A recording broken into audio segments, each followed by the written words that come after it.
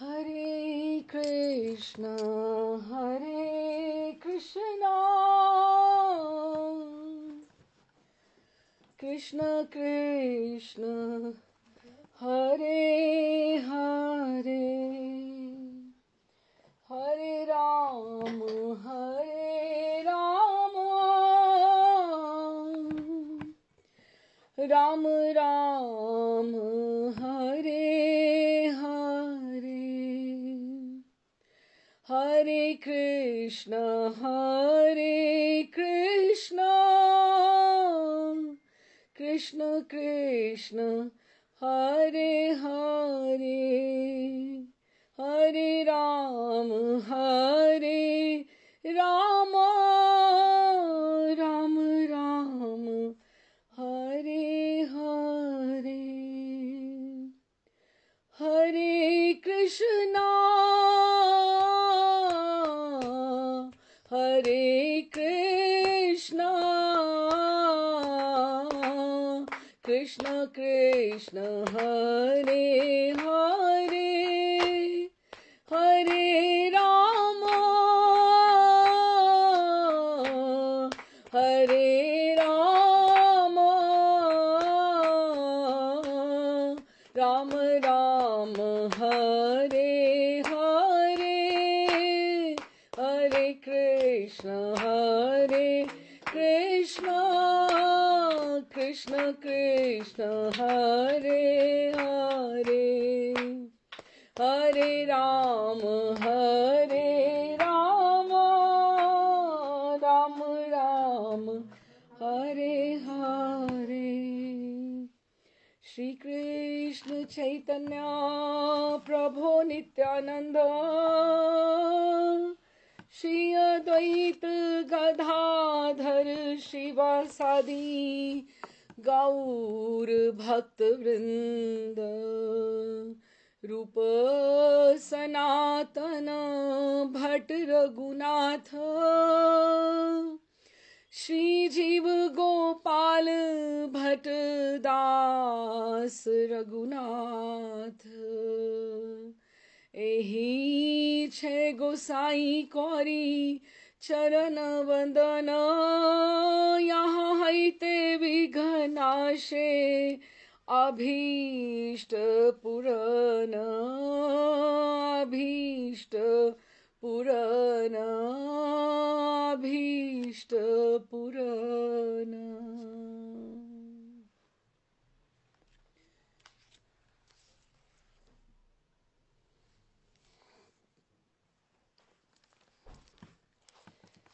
राधे श्याम जी, आप सबका स्वागत है।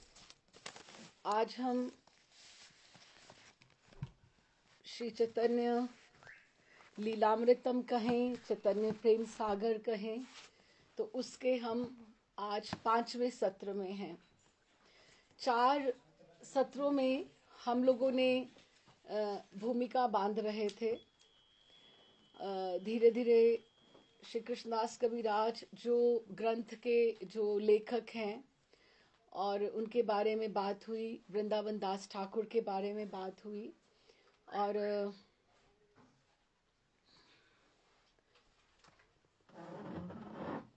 और प्रिया जी के क्या क्या अभिलाषाएं रहीं, मंजरियों की सखियों की क्या क्या अभिलाषाएं रहीं।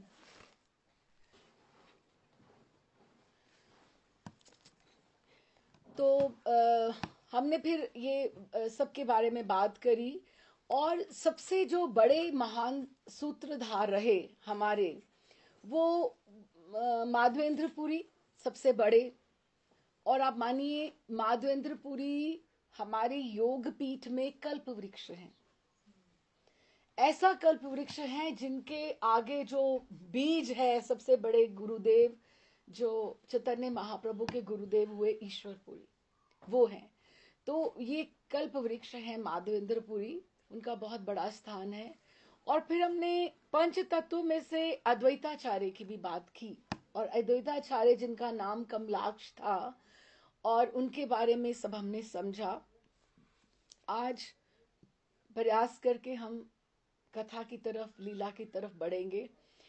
पर थोड़ा सा पंच तत्व के बारे में भी बात करें कि पंच तत्व में जो मेन है, जो अगर हम माने पंच तत्व में सबसे बीच में आते हैं हमारे महाप्रभु, जिनको हम महाप्रभु कहते हैं। और महाप्रभु के दाहिने हाथ नित्यानंद प्रभु हैं, वो उनको हम प्रभु कहते हैं। ये महाप्रभु हैं और ये प्रभु हैं। और उनके और आगे जो हैं दाएं हाथ हैं, वो हैं अद्वैताचार्य, जो सबसे वृद्ध हैं, और वो 50 साल तो वैसे ही बड़े हैं, हमने बात की थी। अच्छा, उसके पश्चात इनके इधर जो आते हैं महाप्रभु के, ये इधर दोनों प्रभु हैं, प्रभु नित्यानंद प्रभु और अद्वैत प्रभु। और इनके इधर जो आते हैं वो गदाधर पंडित, गदाधर पंडित लेफ्ट हैंड में, और उनके आगे श्रीवास पंडित। सो बीच में महाप्रभु, इधर दोनों प्रभु, इधर दोनों पंडित। तो अभी किस तरह से कहा जाता है,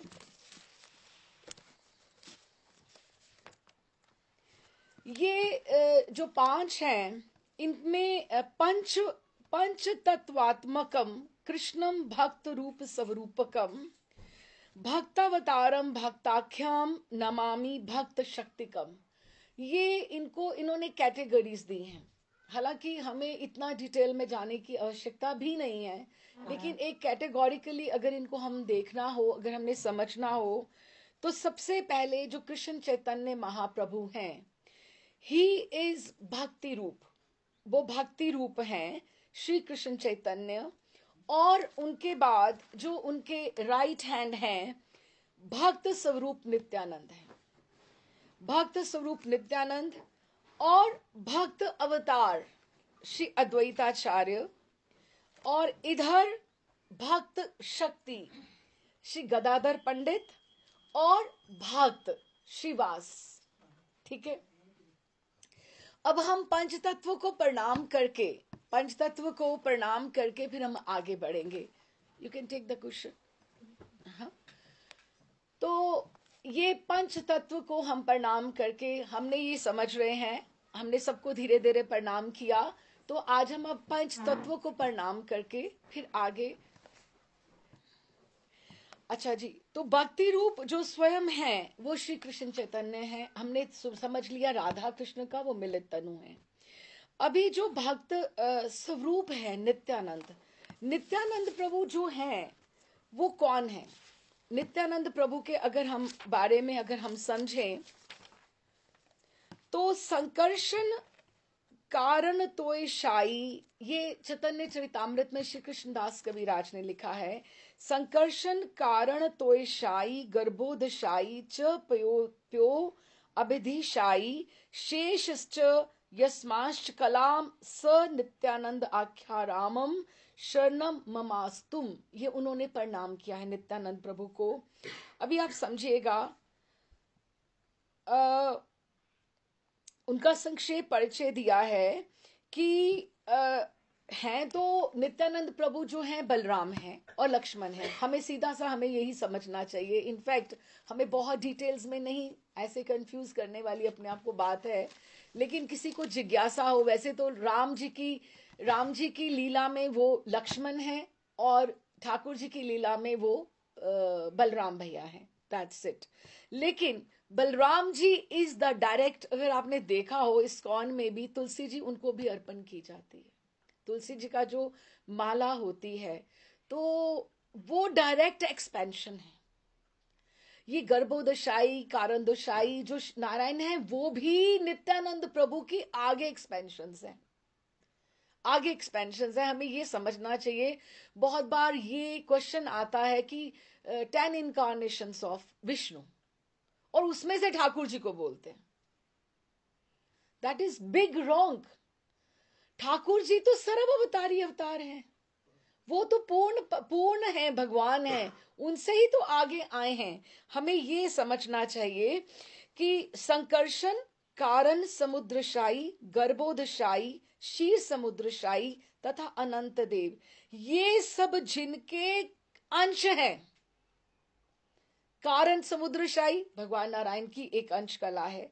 गर्भोदशाई समुद्रशाई, जो हम समुद्र में ठाकुर जी को शैया पे बैठे देखते हैं, और अनंत देव, ये जब जिनके अंश एवं कला स्वरूप हैं, ऐसे नित्यानंद बलराम जी की मैं शरण ग्रहण करता हूं। ये हमें वी नीड टू। और एक और बड़ी बात है, अगर मैं आपको बताऊं,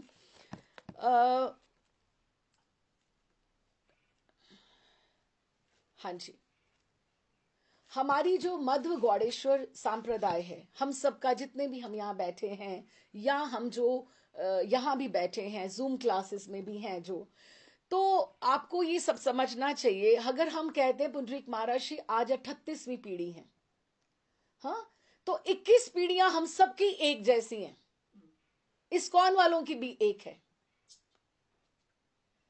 हम लोग अलग नहीं हैं।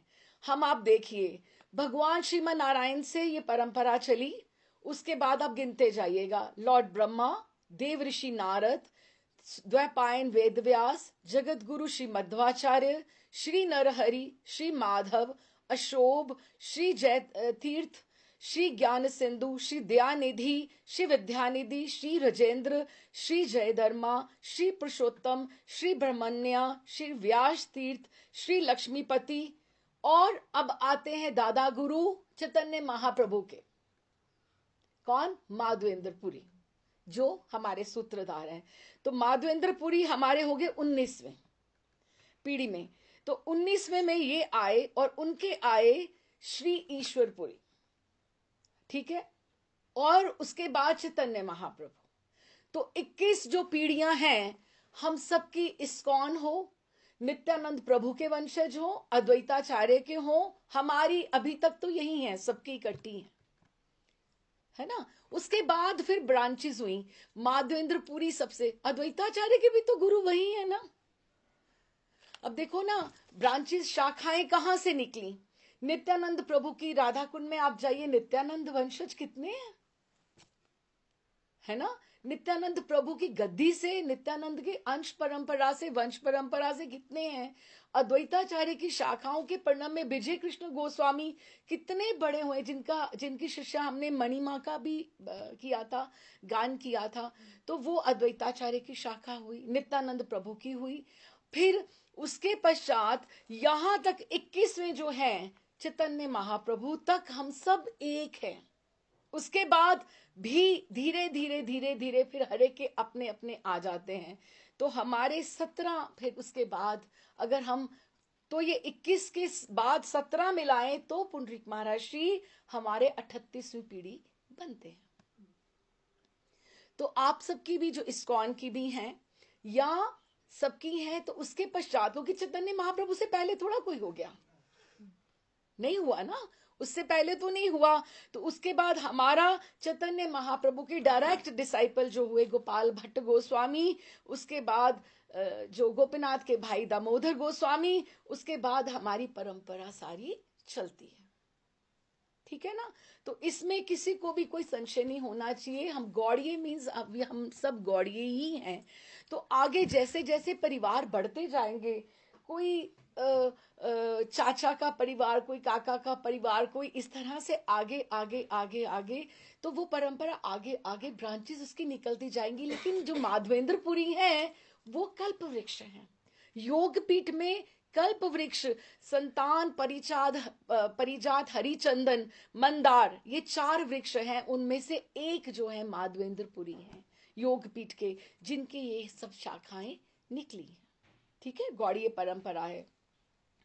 अच्छा जी, अभी हम पहले नित्यानंद प्रभु का हम पढ़ रहे थे। नित्यानंद प्रभु का हम पढ़ के कि परव्योम के अधिपति श्री नारायण के द्वितीय व्यू जो महासंकर्षण है, उन्हें यहाँ संकर्षण नाम से कहा गया है। वे महासंकर्षण नित्यानंद का रूप है, कारण समुद्र शाई। ये जैसे जैसे आगे आता जाता है तो वे महासंकर्षण के अंश हैं, अथवा नित्यानंद के ही अंश आगे कहा जाता है। और अगर हम और इसके बारे में थोड़ी बात करें,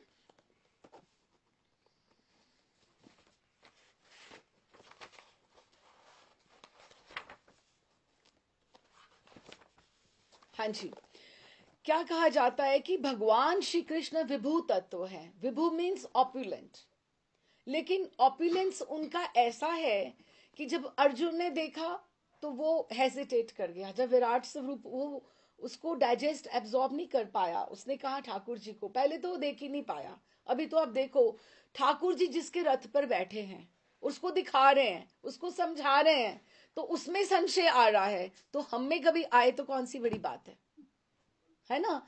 तो वो उसको आंखें दे रहे हैं, नेत्र दे रहे हैं, दिव्य चक्षु दे रहे हैं कि तुम मुझे देखो मैं कौन हूं। फिर भी ठाकुर वो सकुचा गया कि प्रभु आप इस स्वरूप को शांत कीजिए, समेटो इसको, कि मुझे एकदम से देख के प्रणाम। उसने अवश्य किया, समझा सब कुछ, लेकिन उसको अपनापन नहीं लगा, क्योंकि ऑपुलेंस है ना उसमें। जैसे ही जितना ऑपुलेंट होता जाएगा वो आपका जो अपने आप को आपको सकुचाहट होती जाएगी कि ये बहुत दूर है। भगवान हमारे इतने होने चाहिए भीतर कि उनसे करीब का कोई और ना हो, है ना। तो सुदामा ने भी, जब ही वहां सुदामा तो अपना मित्र समझ के उनको लेके गए, थोड़े से चावल लेकर गए, लेकिन वहां जाके ठाकुर जी का ऐश्वर्य देख के सकुचाहट हो गई। तो किसी का हम ऐश्वर्य देखते हैं ना, ऑपुलेंस किसी की देखते हैं, तो हम वो माधुर्य अपने आप में सकुचा जाता है। तो ठाकुर जी जो है ऑपुलेंट हैं, उनको धारण करने की सामर्थ्य जो है लौकिक वस्तुओं में है ही नहीं, उनको कोई धारण नहीं कर सकता।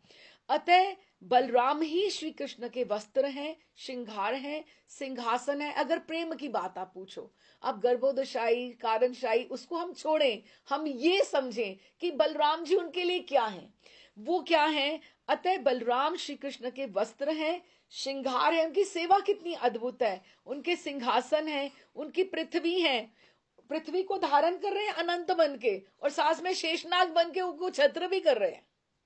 दोनों तरफ से नीचे भी वही है और ऊपर भी वही है, कि वो वही हैं। बलराम जी पृथ्वी को धारण करते हैं, पादुका को धारण करते हैं, छत्र आदि प्रत्येक वस्तु के रूप में उपस्थित रहते हैं सेवा के, और प्रभु के तेज को सहन करते हैं, उनकी सेवा करते हैं। सामान्य वस्त्र सिंहासन आदि में ये समर्थ ही नहीं कि वो प्रभु को झेल पाए। अच्छा, बलराम स्वयं रूप के साथ साथ 5 अन्य रूप से भगवान कृष्ण की सेवा करते हैं। वो कौन से हैं? 5 रूप उनके हैं बलराम जी के, नित्यानंद प्रभु के। संकर्षण, कारण समुद्र में शयन करने वाले, जो हम देखते हैं नारायण भगवान शयन कर रहे हैं वो। उसके बाद गर्भोदशाई, फिर क्षीर समुद्र में शयन करने वाले, और शेषनाग जिनके ऊपर विष्णु सदैव शयन करते हैं।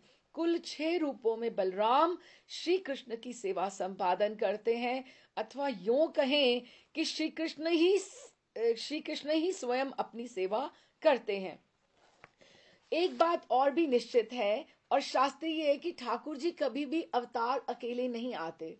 अगर आप देखिए ना, कोई राजा महाराजा ने भी कहीं जाना हो तो उसका कुक साथ चलेगा, उनका डॉक्टर साथ में चलेगा, फर्स्ट एड जिसने करनी है वो चलेगा, उनके जो बहुत क्लोज वंस हैं, जो उनका सेवा का जिसको तरीका आता है, वो लोग साथ चलते हैं। तो ठाकुर जी जब आते हैं तो उनका धाम, उनका परिकर, उनके पार्षद पूरे के पूरे साथ में अवतार लेते हैं, कि जब जब कृष्ण अवतार लेते हैं तब तब ये भी साथ साथ ही आगे पीछे प्रकट होते हैं। श्री राम अवतार में ये लक्ष्मण के रूप में जाने जाते हैं, और चैतन्य के समय में ये पहले विश्व रूप नाम से चैतन्य के बड़े भाई के रूप में प्रकट होते हैं, एवं बाद में वह विश्व रूप जो तत्व है वो नित्यानंद रूप के रूप में अवस्थित हो जाता है। विश्व रूप चैतन्य महाप्रभु के बड़े भैया हैं। हम पढ़ेंगे आगे कि वो अपना स्वरूप जो है नित्यानंद में स्थापित कर जाएंगे। अच्छा, महाप्रभु की नवदीप लीला में नित्यानंद ही, क्योंकि उनको आदत है उनकी सेवा करने की। और एक और बात, नित्यानंद प्रभु अकेले नित्यानंद नहीं है। Nand Gopal Prabhu will agree with me, Nityananda Prabhu जैसे राधा कृष्ण के मिलित अवतार चैतन्य महाप्रभु हैं, इसी तरह से नित्यानंद प्रभु बलराम जी भी हैं और अनंग मंजरी भी हैं, राधा रानी की छोटी बहन। जब जब राधा भावावेश ठाकुर जी के ऊपर प्रबल होता है तो उनकी छोटी बहन नित्यानंद रूप में वहां पे अनंग मंजरी भी वो भी प्रबल होती हैं और उनको संभालती हैं। ठीक है ना। तो वो भी मिलित तनु है। ठीक है। उसके बाद महाप्रभु की नवदीप लीला में नित्यानंद ही चैतन्य के वस्त्र, श्रृंगार, आसन, दंड, पादुका, छत्र, शैया आदि के रूप में उनकी सेवा में विराजित हैं। श्री नित्यानंद ही संकर्षण तत्व हैं। नित्यानंद की कृपा से ही चैतन्य की कृपा। और एक देखिए, सीधा प्रेसिडेंट से किसी की पहुंच नहीं होती है। तो अगर आप नीचे वाले लोअर मिनिस्टर्स के साथ, बहुत लोअर नहीं लेकिन उनके जो आसपास रहते हैं, उनके थ्रू अगर आप अप्रोच करते हैं तो it's very easier for you to approach him, to access him. तो क्या है कि नित्यानंद प्रभु की मर्सी जिसको मिल जाए, नित्यानंद प्रभु, इसलिए गौर निताई की सेवा का विधान है। गौर निताई मोस्ट मर्सीफुल, सबसे करुणामय ठाकुर निताई। और नरोत्तम ठाकुर में भी हमने पढ़ा कि उन्होंने भी बोला कि आप नित्यानंद प्रभु का अगर आप भजन करते हुए, हमने सारे उनके पढ़े जो भी गीत पद पदावली थी, कि नित्यानंद प्रभु की करुणा लेकर अगर हम चलेंगे। और रघुनाथ दास का भी इस तरह से हुआ था, चेवड़ा महोत्सव होता है। और जिस तरह से, क्योंकि उन्होंने नित्यानंद प्रभु को पहले नहीं माना था। जो महाप्रभु की करुणा है वो संपदा किसकी है? नित्यानंद की। और अगर नित्यानंद जी को पहले अप्रोच किया जाए तो ये इजी है, इसलिए गौर निताई की सेवा का विधान है। तो जो नित्यानंद उनकी की सेवा पहले करता है तो चैतन्य महाप्रभु की प्राप्ति बहुत सहज हो जाती है। तो इसीलिए श्रीमद नित्यानंद प्रभु की लीलाओं से ग्रंथ भरे पड़े हैं। श्री निताई चांद नामक ग्रंथ में उन्हें संकलित किया गया है और इसीलिए हमें देखना चाहिए। और जो श्रीवास जी हैं, श्रीवास जी हैं वो नारद देव जी का अवतार हैं और वो संकीर्तन के लिए नवदीप धाम में अवतरित हुए हैं। और जैसे जैसे उनका प्रसंग आएगा, जो पांचवें हैं पंच तत्व में। तो गदाधर कौन है? गदाधर जो पंडित हैं वो राधा रानी है, उनको शक्ति कहा गया है, भक्ति की शक्ति। अब देखिए, राधा रानी अगर ठाकुर जी में थी, गौरहरि में थी, तो एक अलग से राधा रानी का क्या क्या था, लाभ था, दूसरा आने की क्या जरूरत थी। लेकिन जो वहां की लीला है गंभीरा की, और पुरी की लीला, वो इतनी कठिन होने वाली है जिसमें राधा और कृष्ण महाप्रभु दोनों ही कष्ट पाने वाले हैं। जैसे माँ बाप को पता होता है, बच्चा एक चीज उठाना चाहता है, कि मैं जिद करता है कि मुझे ये उठाना है, लेकिन माँ को पता है, माँ को पता ही उठा नहीं पाएगा, इससे होगा नहीं। लेकिन वो उसका मन रखने के लिए वो कह देती है कि हाँ उठा ले, तो साथ साथ में उसको नीचे हाथ लगा के चलती है। आप समझे मेरी बात को? वो साथ में चलते हैं। आपको लगता है महाप्रभु ने गंभीरा में अपने आप को संभाला? अगर संभाला होता तो समुद्र में कूदते क्यों? कूर्म अवतार क्यों होता? और गंभीरा की दीवारों के साथ अपना सिर माथा रगड़ रगड़ के वो अपने आप को आहत क्यों करते? किया ना। इसलिए गदाधर पंडित वहां हैं, गदाधर पंडित हैं उनको संभालने के लिए, क्योंकि उनको पता है कि राधा रानी जो बीच में बैठी है ना, वो तो उनके चलाए पे चलेगी, वो इकट्ठी है, तो साथ में उनको पता है ये नहीं सह पाएंगे। पता है ना जगन्नाथ जी का क्या रूप बन गया, नहीं कर पाएंगे। करना तो चाहते हैं, उनको मन में आ रहा है मैं विरहा देखूं ही है कैसा राधा रानी का, पर उनके बस का नहीं है, बस का नहीं है उनका। तो फिर ये गदाधर, और जो नवदीप धाम में, जो जैसे देखो वृंदावन में गोपी भाव से सेवा है, गोपी भाव, मंजरी भाव जैसे बोलते हैं। नवदीप धाम में नागरी भाव बोला जाता है। जो ठाकुर जी बड़े सुंदर वेश जैसे संकीर्तन करते हुए चलते थे, उनके ऊपर कितनी ललनाएं, कितनी कुमारियां उनको देख देख कर उनको मुग्ध हो जाया करती थी, तो नागरी भाव से उनकी पूजा करती थी। ठीक है, तो उनकी, लेकिन गौर गदाधर की भी पूजा होती है, गौर गदाधर निताई की भी पूजा होती है। निताई गौर की अलग भी होती है और गौर गदाधर की भी अलग होती है। बंगाल में घर घर में ऐसे ही है, कहीं गौर निताई संकीर्तन के वेश में, कहीं गौर गदाधर, गौर गदाधर। तो गदाधर जी को भी प्रणाम करते हुए, क्योंकि हम पांच तत्वों को प्रणाम कर रहे हैं, श्री गदाधर पंडित वृंदावन में प्रेम स्वरूपिणी श्री वृंदावनेश्वरी श्री राधा हैं, वही नवदीप लीला में गौर प्रिय श्री गदाधर पंडित गोस्वामी हैं। गदाधर पंडित वारेंद्र श्रेणी ब्राह्मण थे। इनके पिता श्री का नाम श्री माधव मिश्र तथा माता जी का नाम रत्नावती देवी था। आपका आविर्भाव संवत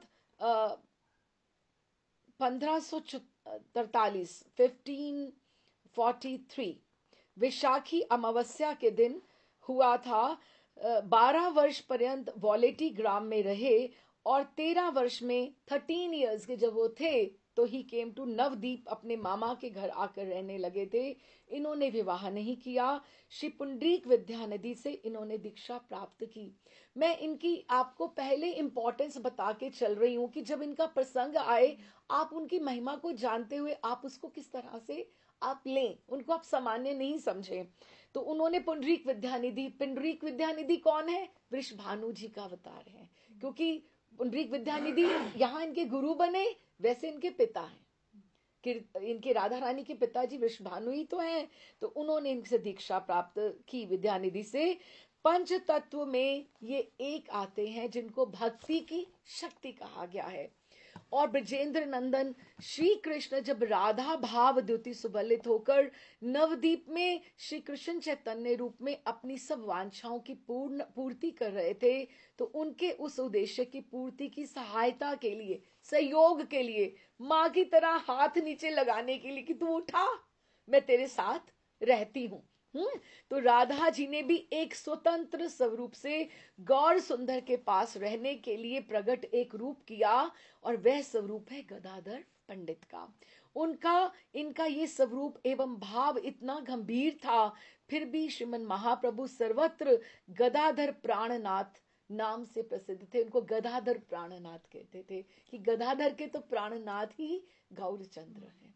इस तरह से तो ये हमने पंच तत्व में सबसे गदाधर जी को प्रणाम किया। श्रीवास जो हम करेंगे, इनको संकीर्तन नवदीप में जिस तरह से इनके आंगन में होता रहा, और नित्यानंद प्रभु को किया। और एक बार अद्वैताचार्य का जिस तरह से माता पिता, क्योंकि ये श्रीहट में रहते थे, श्रीहट में रहते थे, और माधवेंद्रपुरी भी प्राचीन श्रीहट के थे, श्रीहट के थे। माधवेंद्रपुरी भी वहीं के थे, श्री वास जी भी वहीं के रहने वाले थे, और जगन्नाथ मिश्र भी श्रीहट में रहने वाले थे। लेकिन काला अंतर में ये लोग इधर नवदीप धाम में इधर से स्थानांतरण हो गए थे कि शिफ्ट कर लिया था इन लोगों ने। अच्छा जी, तो क्या हुआ कि जब हमने जहां पे छोड़ा था हम वहीं से कंटिन्यू करते हैं। अद्वैताचार्य जो सदाशिव और महाविष्णु के अवतार हैं, भक्त अवतार है ना, तो वो उनको लग रहा है कि श्री हरिनाम के बिना कलिकाल में कोई धर्म नहीं है, कलियुग में और कोई भी धर्म ऐसा नहीं है जिससे जीव निस्तार पा सकता है। कली काल में श्री कृष्ण कैसे अवतीर्ण हो, उनकी यही लालसा थी कि ठाकुर जी आए आए आए।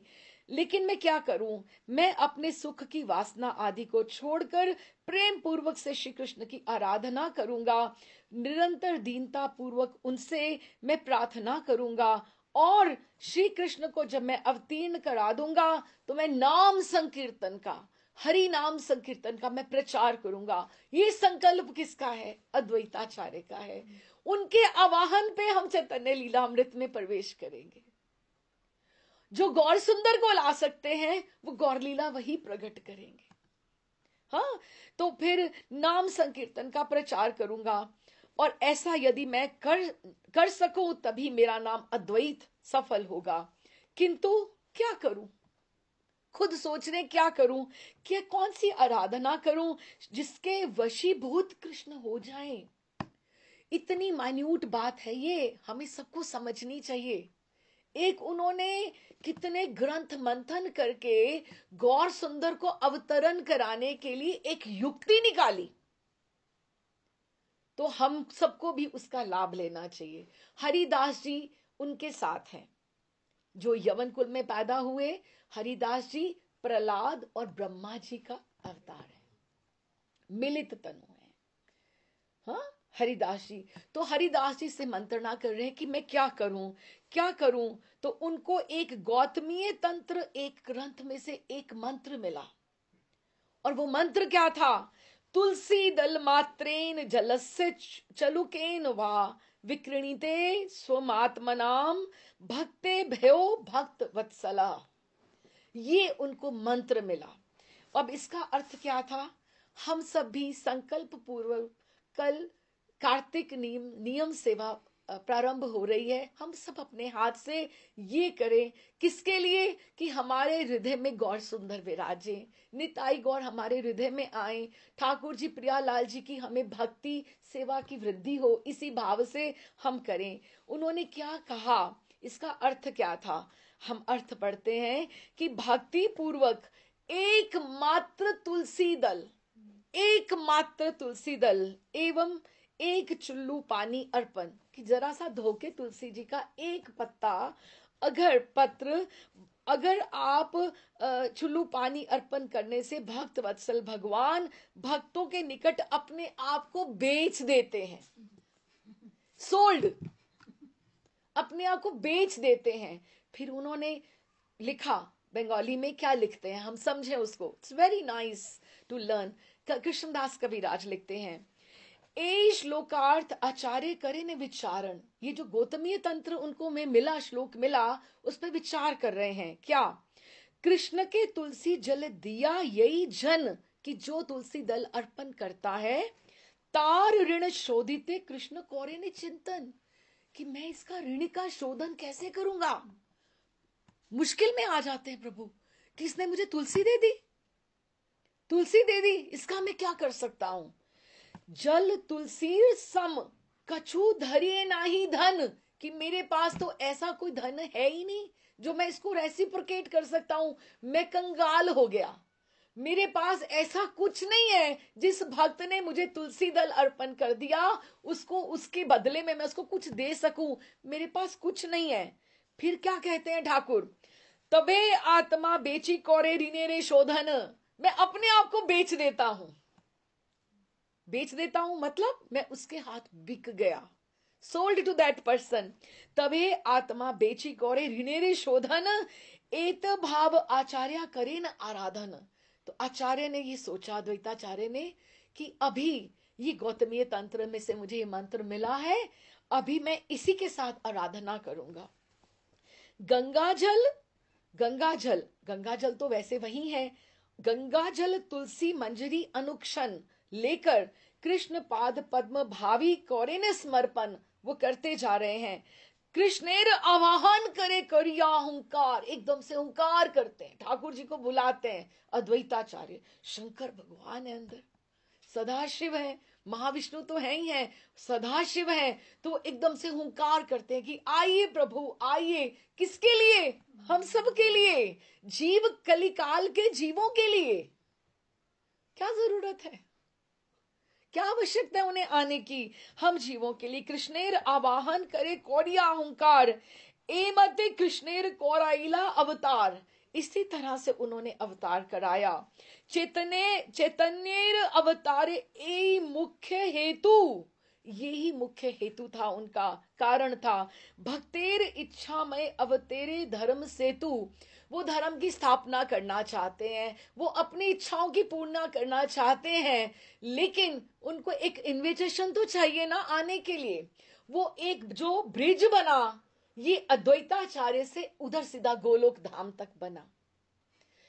धर्मेर सेतु, ये एक, जैसे महर्षि कहते हैं मैं आने को तैयार, ठाकुर जी कहते हैं, महर्षि के, बड़े महर्षि के शब्द हैं कि मैं तुम्हारे पास आने को, तुम्हारे हृदय में बैठने को तैयार हूं, लेकिन तुम रास्ता तो तैयार करो। मैं समुद्र में रहने का आदत हूं, खारे समुद्र में तुम अश्रु आंखों में लेकर नहीं आओगे तो मैं सुखी सुखी आंखों में मैं कैसे रहूंगा। ठाकुर के लिए रोना और क्रंदन करना, ये, क्योंकि वो ठाकुर जी को, वो जब आंसू आते हैं, पुकार आते हैं, ये एक सेतु बन जाता है। Setu means a bridge. So a bridge is created from you to Krishna. when you cry for him, when you have grief and hue in yourself, कि अगर आपके मन आपका क्रंदन करता है तो ठाकुर को आना ही पड़ेगा। माला करो बहुत अच्छा है, नियमबद्ध करो बहुत अच्छा है, लेकिन साथ साथ में पुकार करना बहुत आवश्यक है। श्री अद्वैताचार्य जी ने इस श्लोक का अर्थ विचार करने लगे कि श्री कृष्ण को जो व्यक्ति तुलसी जल अर्पण करता है उसका ऋण चुकाने के लिए श्री कृष्ण चिंता करते रहते हैं। बेचारों को चिंता हो जाती है तो उनको थोड़ा प्रॉब्लम में डालो ना, थोड़ा तंग किया उन्होंने हमें सबको, इतनी माया में फंसा के रखा हुआ है ना। तो चिंता करते रहते हैं, किंतु तुलसी जल का ऋण चुकाने के लिए वे अपने पास कोई धन नहीं पाते हैं, कंगाल हो जाते हैं।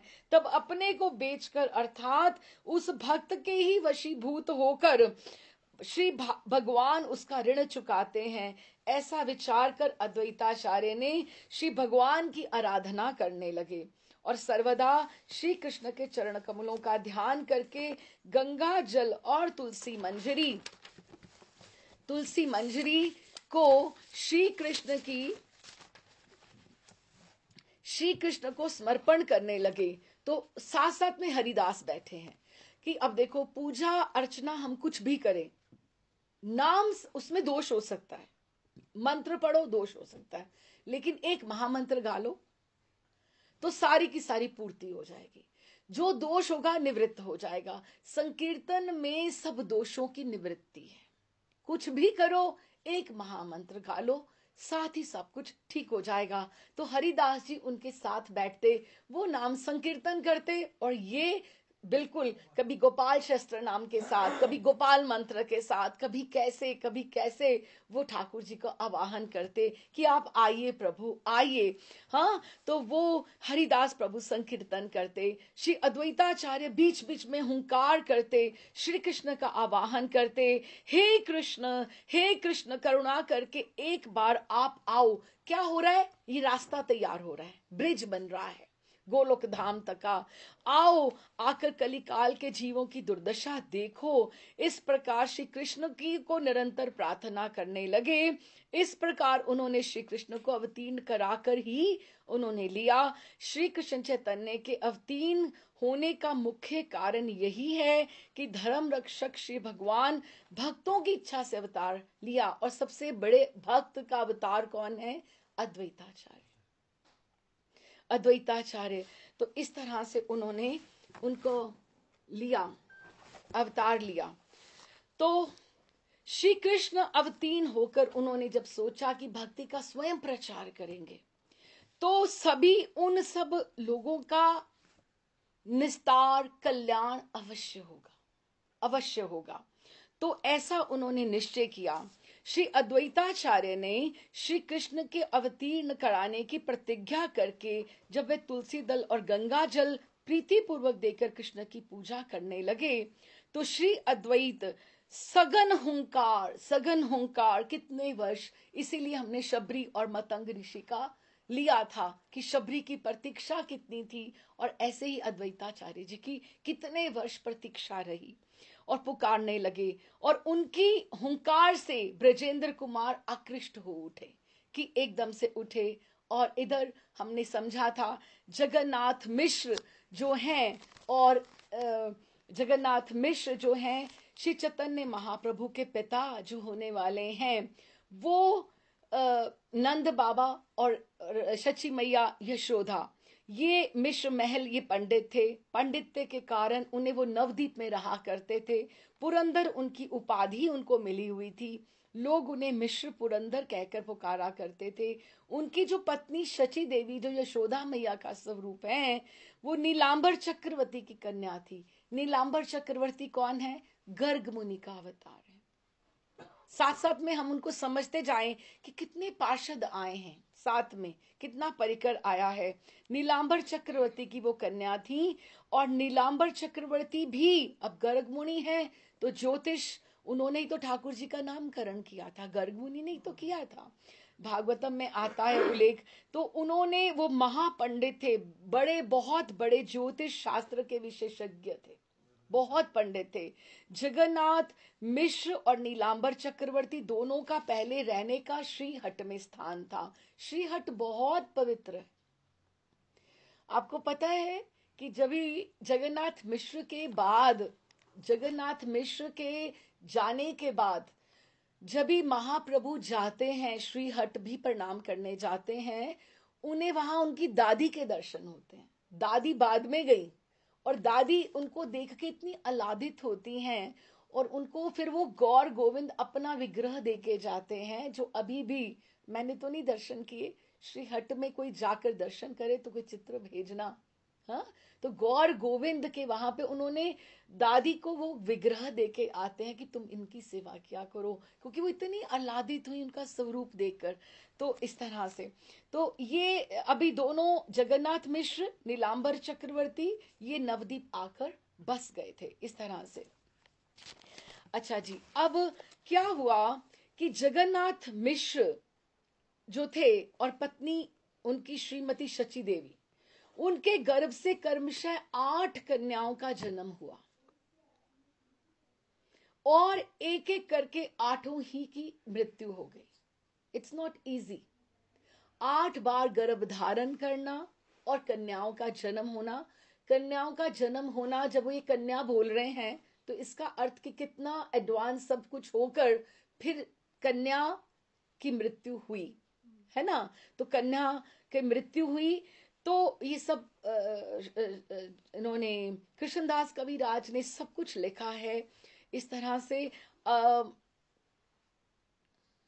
जगन्नाथ मिश्र पत्नी शचिर उदरे अष्ट कन्या क्रमे हेले जनमी जनमी मरे। जन्म ले लेकर उनकी हुई। तो फिर अपत्य विरह मिश्रेर दुखी हेले मन, कि उनका मन कितना दुखी होगा। पुत्र लागी आराधिला विष्णुर चरण, वो विष्णु भगवान के चरणों में प्रार्थना करने लगे। तभे पुत्र उपजिला विश्व रूप नाम।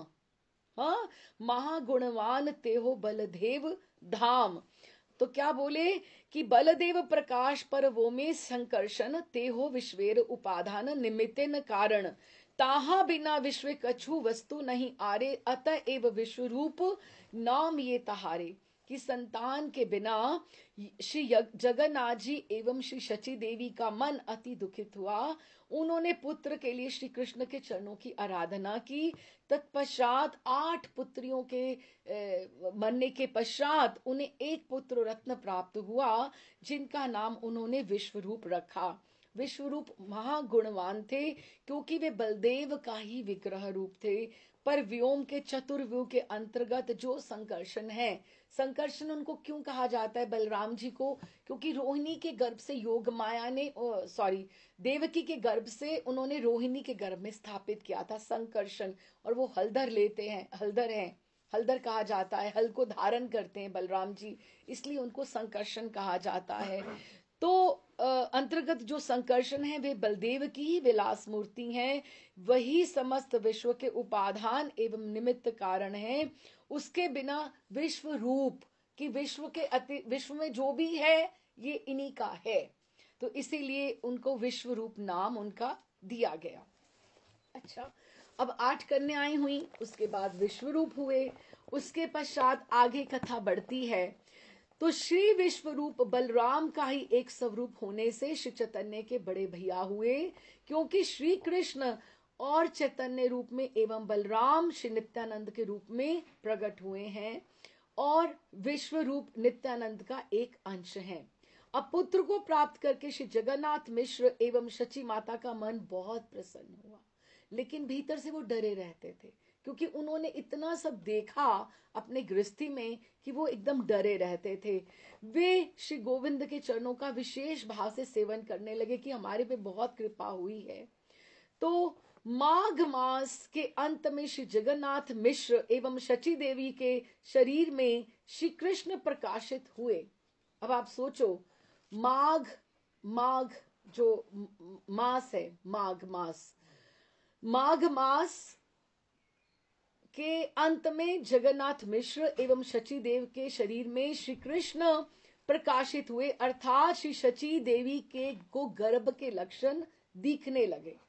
उन अद्भुत लक्षणों को देखकर श्री जगन्नाथ एक दिन शची देवी को कहने लगे कि तुम्हारा शरीर अति ज्योतिर्मय हो उठा है।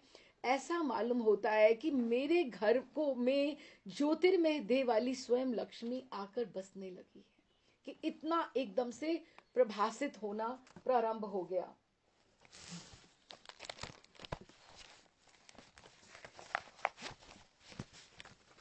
अच्छा जी, तो क्या कहते हैं कि और एक आश्चर्य ये हुआ कि वो कहते हैं कि मैं यहाँ जहां भी जाता हूँ, कौन, जगन्नाथ मिश्र, वही सब मेरा सम्मान करते हैं, कि एकदम मुझे स्पेशल ऑनर देते हैं। और बिना मांगे वे लोग धन वस्त्र अन्न आदि सब पदार्थ मेरे घर में भिजवा देते हैं। ये क्या सब अद्भुत घटना मैं देखता हूँ। ये सुनकर शची देवी कहने लगी, मैं भी अनेक प्रकार के आश्चर्य देखती हूँ। जब मैं आकाश की ओर देखती हूँ तो ऐसा अनुभव करती हूँ कि दिव्य मूर्तिधारी अनेक लोग मेरी स्तुति कर रहे हैं। अच्छा, अब ये सब बातें जगन्नाथ जी मिश्र कर रहे हैं शची मैया से, पति पत्नी बात कर रहे हैं। अब जो बेचारे अद्वैताचार्य जी जो आवाहन कर रहे हैं, उनको कैसे पता लगेगा, उनको कैसे पता लगेगा, ये तो पति पत्नी के बीच में बात हो रही है ना। तो अभी क्या, वो जो गंगा जल में वो तुलसी अर्पण करते थे, नित्य अर्पण करते थे, क्या हुआ एक दिन वो जो तुलसी उन्होंने अर्पण की, वो अब एक जो अद्वैताचार्य का जो घर है नवदीप में, एक शांतिपुर में भी है और एक नवदीप में भी था, दोनों जगह था उनका घर, क्योंकि विश्वरूप वहां भी नवदीप में भी उनके वहां पे पढ़ा करते थे। तो क्या हुआ कि वो वहां पे इधर से गंगा जी यूं बहती हैं नवदीप से इधर शांतिपुर की तरफ, तो वो शांतिपुर में कर रहे हैं जिस तरह से रोज कर रहे थे, नित्य कर रहे थे। तो तुलसी जी की जो आहुति थी, वो जो थी, वो ऐसे गोल गोल चक्र बना के उल्टी चलनी शुरू हो गई, उल्टी चलनी शुरू होगी। वो ये सोचे ये क्या हो रहा है, आज क्या व्यवधान हो गया, या मेरे से कुछ अच्छा नहीं हुआ। लेकिन अद्वैताचार्य जी आचार्य हैं, उन्होंने प्रणाम करके उसका अनुसरण करना प्रारंभ किया, और अनुसरण करना प्रारंभ किया। करते करते वो जो गंगा जी जो उनके जहां पे माँ शची स्नान करा करती थी, जहां पर कटी पर्यंत वो खड़ी हैं, गंगा जी में स्नान कर रही हैं, उनके गर्भ के चारों ओर चक्कर लगाने लगी, उनके चारों ओर चक्कर लगाने लगी। अद्वैताचार्य प्रसन्न, अद्वैताचार्य प्रसन्न कि आज आज ठाकुर का मुझे भी लक्षण दिखाई देने लगे। कितना सुंदर बात है कि अब जिसने आवाहन किया है, अब उसको तो किसी को बताना पड़ेगा ना कि देखो मैं आ रहा हूं, तुम प्रतीक्षा करना। अच्छा, श्री शची की बात सुनकर, शची की बात सुनकर जगन्नाथ जी ने ऐसे कहा कि अभी देखो रोज रोज उनको अलग अलग उसको उनको अनुभव होते हैं शची मैया को। अच्छा, धीरे धीरे उनको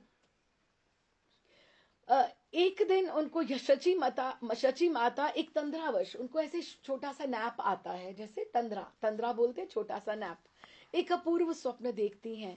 समुद्र के तट पर नदियां नगरी है, और वहीं श्री क्षेत्र में अक्षयवट है। अक्षयवट है, अक्षयवट कहाँ है, पुरी में है। हाँ, और सामने इंद्रद्युमन सरोवर है, गरुड़ स्तंभ है, रोहिणी कुंड है, मार्केंडेश्वर का मंदिर इत्यादि उसने पूरी के स्थान सब देखे। और उसके पश्चात अनंतर स्वप्न में ही माता जी ने जगन्नाथ जी देव की नाट्यशाला में पधारी, जहां जगन्नाथ बलभद्र सुभद्रा के दर्शन है, वहां पे वो पधारी कि उन्होंने देखा। और वहां देखती हैं कि जगन्नाथ जी, सुभद्रा जी और बलराम जी वहां विराजे हैं। और फिर देखते हैं कि जगन्नाथ जी ने ऐसे आगे भुजा पसारी है, और आगे बढ़ते बढ़ते बढ़ते बढ़ते वो मेरी गोदी में आ गए। तभी तो ठाकुर को सचल जगन्नाथ कहा जाता था। वो जगन्नाथ जी तो जो मंदिर में है वो तो वही है, वो अचल है, निकलते हैं रथ यात्रा के लिए कभी कभार, लेकिन वो जो है गौरहरि है, वो तो सचल जगन्नाथ बोले गए। फिर देखती हैं जगन्नाथ देव भुजा पसार कर माता की गोदी में आ गए। इस स्वप्न वृतांत को ठाकुर जयानंद ने अपने चैतन्य मंगल ग्रंथ में बहुत विस्तार पूर्वक से लिखा है। ये सारे चैतन्य मंगल ये सब नाटक हैं। वहां पे बंगाल में नाटिका हुआ करती है, जैसे रासलीला होती ना यहाँ पे होती, तो उनको ये सब वहां पे मंचन होता है इन प्रसंगों का। तो मिश्र पुरंदर को जब शची माता ने इस स्वप्न का वृतांत सुनाया तो मिश्र जी भी सुनकर आनंद में पुलकित हो गए। प्रिय, हमारे घर में क्या जगन्नाथ जी पधारेंगे? तुम्हारे स्वप्न से तो ऐसा ही प्रतीत होता है। शची माता के इस स्वप्न का कुछ गूढ़ अर्थ है, सुनिए। श्री गौरांग प्रभु को गौरांग भक्त सचल जगन्नाथ कहते हैं। नीलाचल वासी वैष्णव वृंद प्रभु को श्री जगन्नाथ देव जी से भिन्न नहीं मानते हैं, किंतु एक ही मानते हैं। गौरांग प्रभु अंत में जगन्नाथ देव जी में ही लीन हुए, आए भी वहां से और लीन भी वहीं से हो गए। वही तेज जगन्नाथ जी से उनके भीतर गया और ठाकुर जी वहीं लीन होंगे। तो उन्होंने इसीलिए नीलाचल नाथ श्री जगन्नाथ देव ने जननी को पुत्र रूप में आना स्वप्न में बताया कि मैं आ रहा हूं या मैं आ गया हूं। इसी समय अब क्या हुआ, शांतिपुर में पूजा तो कर रहे हैं अद्वैताचार्य, लेकिन उनका ध्यान उधर सच्ची मैया की तरफ भी लगा हुआ है। उनका अभी कब हो कब हो कब हो, और जिस चीज की प्रतीक्षा होती है, कहा माघ मास, ठाकुर आपको पता है, नहीं तो 9 महीने में तो पुत्र की संतान की प्राप्ति हो जाए। 13 मास के बाद ठाकुर हुए, माघ से माघ, और माघ के बाद फागुन आता है, और फागुन के भी अंत पूर्णिमा में।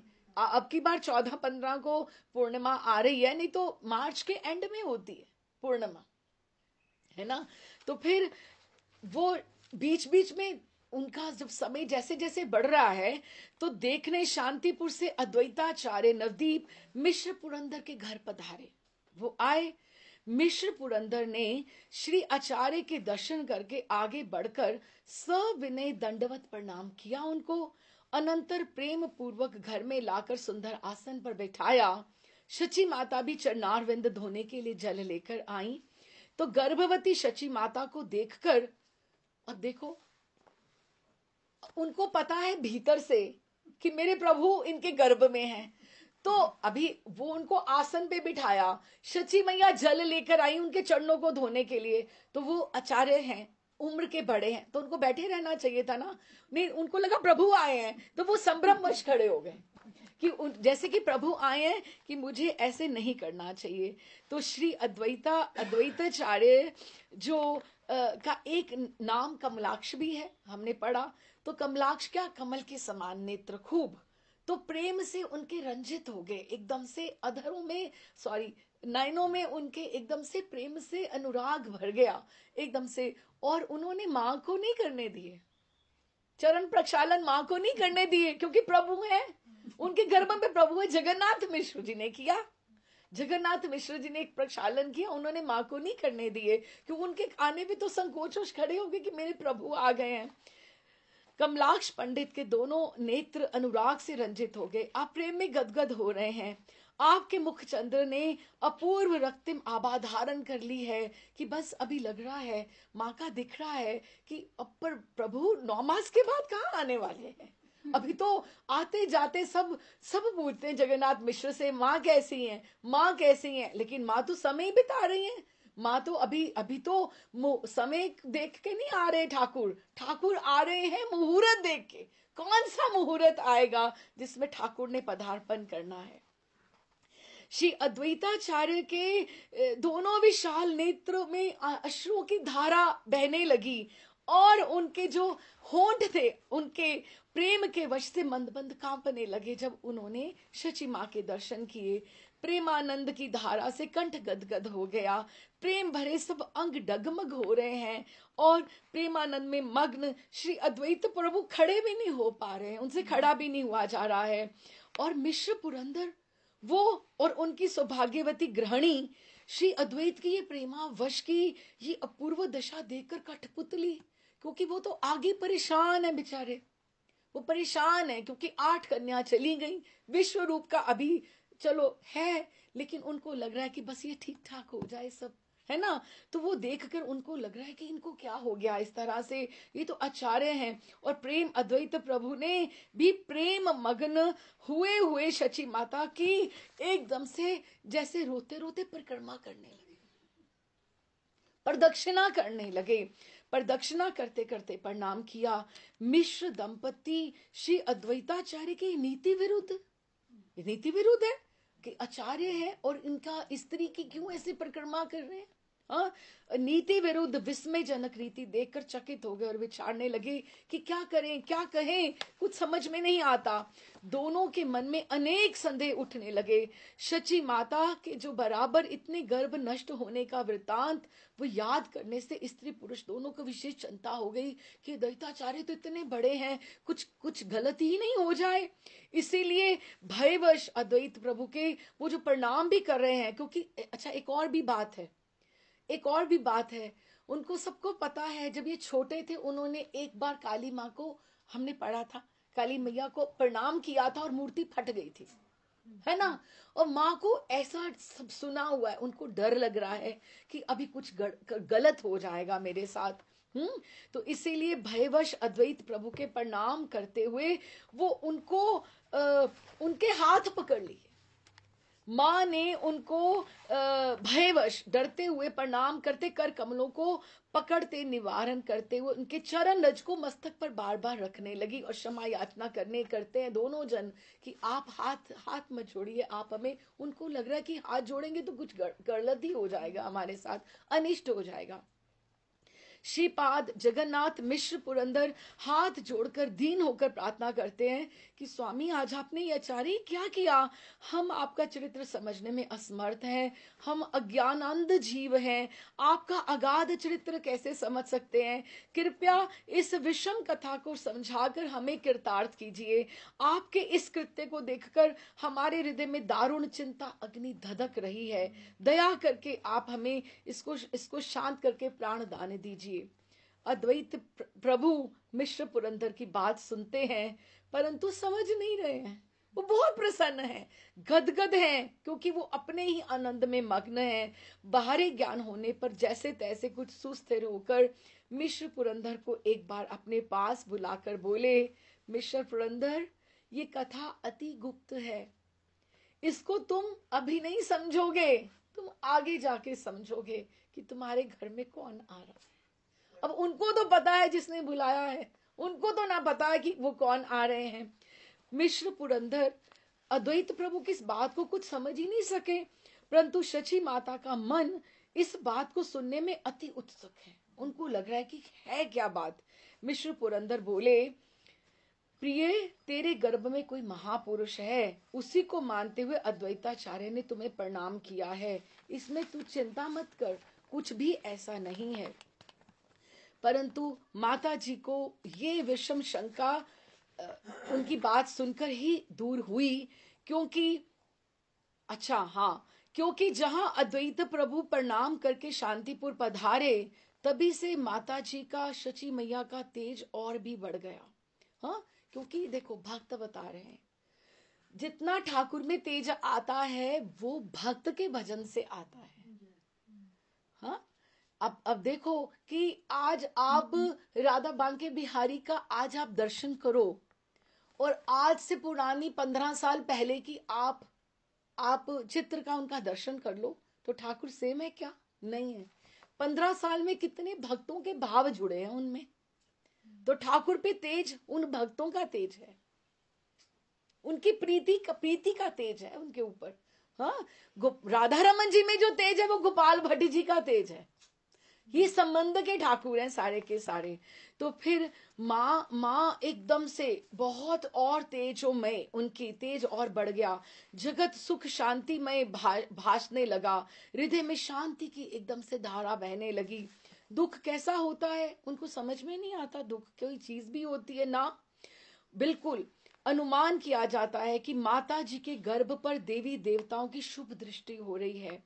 ऐसे एक आश्चर्य ये है कि माता जी का सब जीवों के प्रति समभाव, पात्र अपात्र विचार न करुते, क्योंकि महाप्रभु का तो वही है, उन्होंने नहीं देखना कोई बड़ा आ रहा है भक्त मेरे आगे, कोई नहीं आ रहा। माँ भी सबके लिए एक जैसी हो गई है कि वो भी पात्र अपात्र सबको, ऐसे जीवों को शुभ दृष्टि कर रही हैं। उनके हृदय में दया का समुद्र बढ़ रहा है। क्यों? दयानिधि भीतर बैठे हैं। करुणा में भीतर बैठे हैं, कारण कि सब जीवों में जननी ईश्वर का दर्शन करने लगी है। भगवान के अतिरिक्त माता जी को कोई अन्य वस्तु नहीं भाती, लेकिन क्या करें, कर्मशः 10 मास व्यतीत हो गए। माघ से माघ और फागुन में प्रभु का प्रादुर्भाव हुआ, परंतु भगवान का प्रादुर्भाव तो हुआ ही नहीं। अभी जन्म काल व्यतीत होने से सब विशेष चिंतित हुए। कर्मशः 11वां मास भी पूर्ण हो गया। मिश्र पुरंदर के मन में अधिक अनेक संदेह उठने लगे।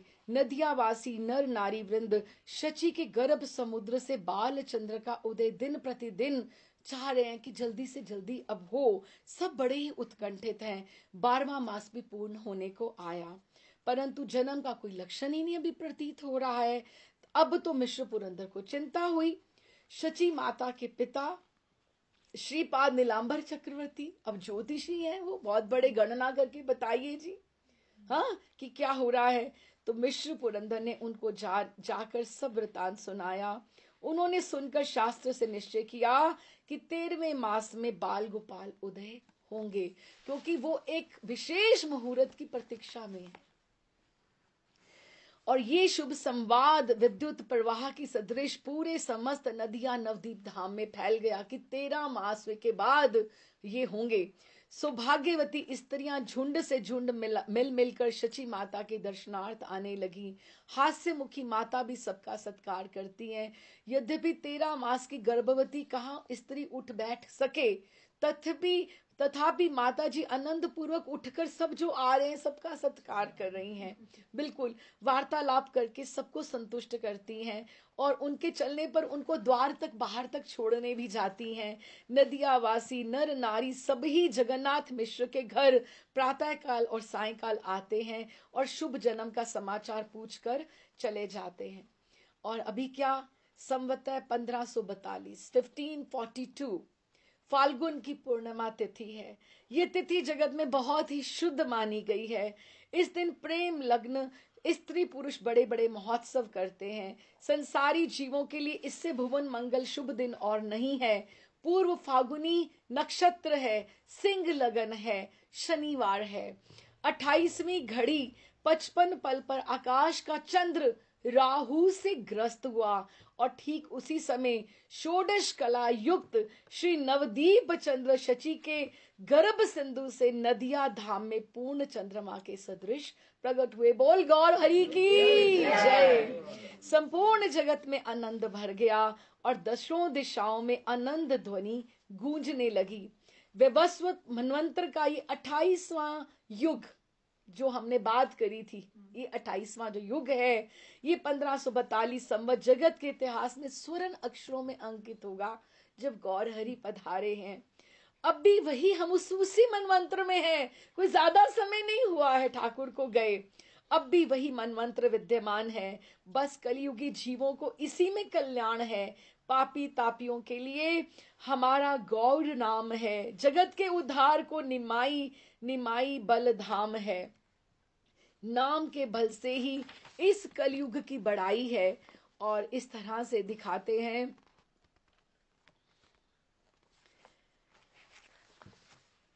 आगे फिर अभी अद्वैताचार्य कैसे आते हैं इसमें,